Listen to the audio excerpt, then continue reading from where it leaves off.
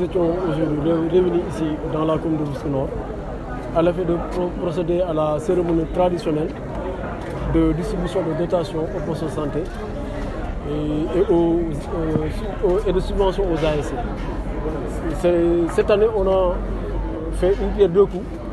D'habitude, on organisait des journées séparées. On appelait les postes pour leur donner leurs dotations et les ASC sportifs en général pour leur donner leurs subventions.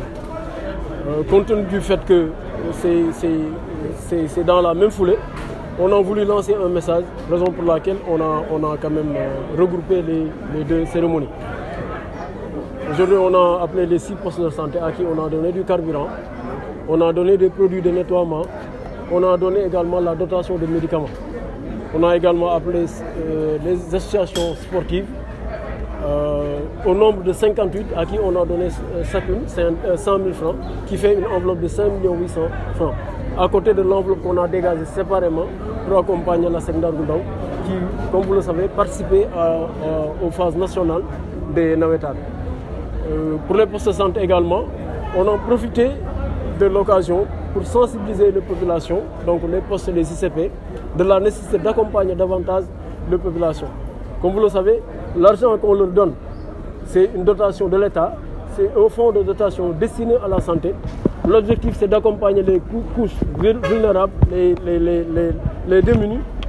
On a insisté sur la nécessité pour que le carburant puisse servir à l'évacuation des malades qui sont dans le besoin en urgence. On a également insisté sur la nécessité pour les médicaments d'assister les populations qui en ont besoin, mais également on a nécessité à ce que les postes soient nettoyés pour que les maladies qu'on dit nosocomiales ne soient pas en réalité, que les postes ne soient pas un espace de contamination, un espace de transmission des maladies. Pour les sportifs, notamment aux ASC, on a insisté sur la nécessité d'accompagner la commune dans le nettoiement des écoles, dans le nettoiement des postes, mais également dans la sensibilisation. Comme vous le savez, on est en période de vacances où il est nécessaire d'accompagner nos jeunes, où également il est nécessaire d'encadrer les écoliers pour leur permettre d'entrer au niveau de l'année scolaire 2024-2020 dans de très bonnes conditions. On a profité également de l'occasion pour sensibiliser les jeunes, mais également demander aux associations, aux badjans, aux délégués, davantage sensibiliser les jeunes à rester ici, à garder espoir et de ne pas prendre les embarcations de fortune pour aller chercher quelque chose qui n'existe pas. Le Sénégal est dans une phase cruciale où on a besoin de tous les jeunes. On a besoin de tous les Sénégalais pour construire ce pays-là. On a demandé aux jeunes de rester ici et d'attendre que l'État du Sénégal, les dispositions que l'État prendra pour accompagner les jeunes pour avoir un emploi décent. C'est possible ici. On peut rester dans son pays, travailler dans son pays et réussir dans son pays. On a insisté sur ce message. On a demandé aux jeunes de ne pas prendre des embarcations de fortune pour aller en Europe, pour chercher un Eldorado qui n'existe pas, pour chercher un mirage qui n'existe pas. On a insisté sur ce message. On a demandé aux Badjanougo, on a demandé aux associations sportives, on a demandé aux délégués de quartier de nous aider dans cette sensibilisation, d'aider l'État dans cette sensibilisation. L'occasion également nous a permis de sensibiliser sur nos résultats. Parce qu'on l'a constaté cette année, malgré les efforts que la commune déploie, malgré les efforts que la commune concentre dans le domaine de l'éducation, les résultats ne suivent pas. Et ça, on a constaté peut-être que dans certaines écoles, les enfants vont à l'école sans manger. Les enfants vont à l'école dans des conditions très difficiles. Nous, comme de Rufisque Nord, on s'est engagé à accompagner les parents d'élèves pour que cela cesse, pour que nos enfants, les élèves, puissent travailler dans de très bonnes conditions dans les écoles. Et ça également, on a demandé aux associations, les ASC, de mettre également la main à la pâte et de nous accompagner dans cette dynamique-là. C'était ça le message, c'était l'objet de la cérémonie. On a distribué aux associations leurs dotations, aux postes de santé leurs dotations. Bientôt, on va appeler les écoles pour leur donner le fourniture scolaire pour que les élèves puissent démarrer l'année scolaire dans de très bonnes conditions. L'enveloppe globale, si on prend les postes de santé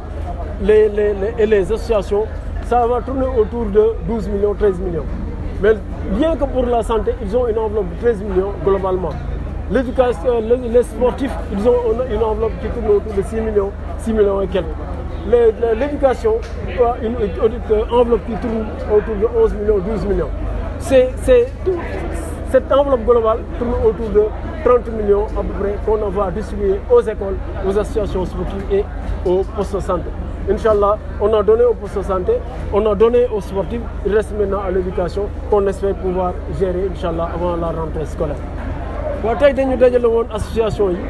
tey dañu dajale woon poste de santé yi pour def li nga xam ne dañ ko daan def nañ ko daaw jéeg ren ñu defaat ko ren nag li ci bees mooy dañoo dajale poste de santé yi dajale association yi bu njëkk dañ ko daan séparer mais ren dañu bëggoon def une pierre deux coups maanaam dañu bëggoon dajale bàjjenu gox yi dajale délégué yi dajale association pour waxtaan ak ñoom ci commune waxtaan ak ñoom lan moo war a nekk seen taxawaay ci commune waxtaan ak ñoom nan la ñu war a def jàppale commune profiter ci aussi pour lancer un message wax nañ ñoom délégué de quartier yi ñoom bàjjenu gox yi ñoom association yi muy ASC yi muy club yi ni ñu jéem a jàppale commune yi jàppale état du Sénégal si sensibiliser ndaw ñi wax leen tukki baax na waaye tukki da nga koy def te na nga ko war a defee wax ni ndaw ñi mën nañ toog bu ñu toogee fii am nañ yaakaar ni lii ñu gis dina mën a dimbali ndaw ñi ñu mën a am xëy mu baax ba ñu mën a dimbali seen ay wayjur dimbali seen bopp. wax nañu aussi ni association yi nañu góorgóorlu ci jàppale commune ci nettoyer école yi nettoyer poste de santé yi wax nañu aussi ni poste de santé yi lii nga xam dañ leen koy jox muy médicament muy carburant muy produit yoo xam day nettoyer poste bi dañ leen koy jox waaye joxuñu leen ko pour ñu teg ko foofu dañ leen koy jox pour ñu jox ko population yi jox ko population yi xam dañ ko soxla ndax état buy joxe day xool ñi nga xam ni dañ ko soxla ñu jox leen ko médicament yi na dem ci poste yi waaye na dem ci ñi nga xam ne soxla nañ ko ambulance bi également carburant bi ñu ci def képp koo xam ni war nañ ko évacuer taw muy posam jotul ginnaaw loxoom jotul ginnaawam ñu mën ko dimbali pour mën a def évacuation loolu moo nekkoon globalement li nga xam ni tey moo ñu fi dajale di sant bu baax di gërëm ñi nga xam ne ñoo tax tey li am muy nos conseillers municipaux commission sportive commission sociale mais également nos adjoints yi nga xam ne ñu ngi jàppale ci liggéey bi ak tous les conseillers municipaux di remercier également ñi bureau sport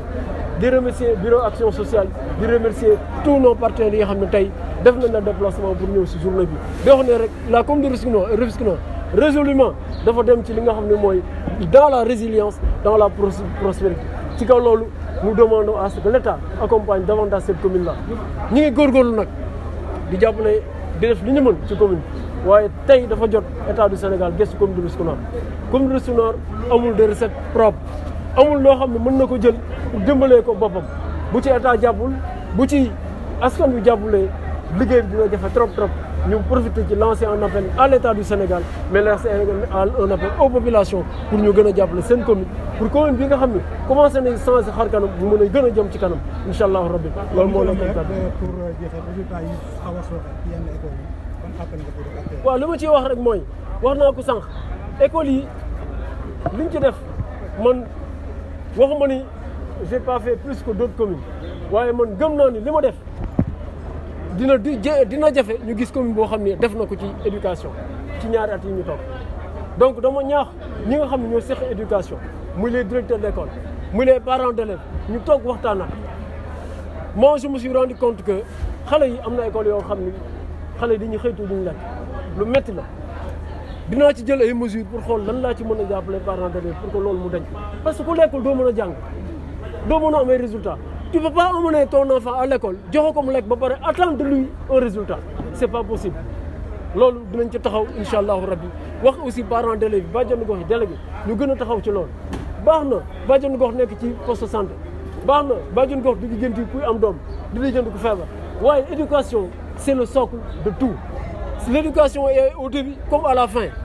donc dañ ci war a taxawaat pour xale yi gën a jàng pour résultat yi gën a baax incha allah loolu dinaa ci xam sama tànk tuba incha allahu rabbi merci beaucoup di leen remercier aussi la presse merci beaucoup merci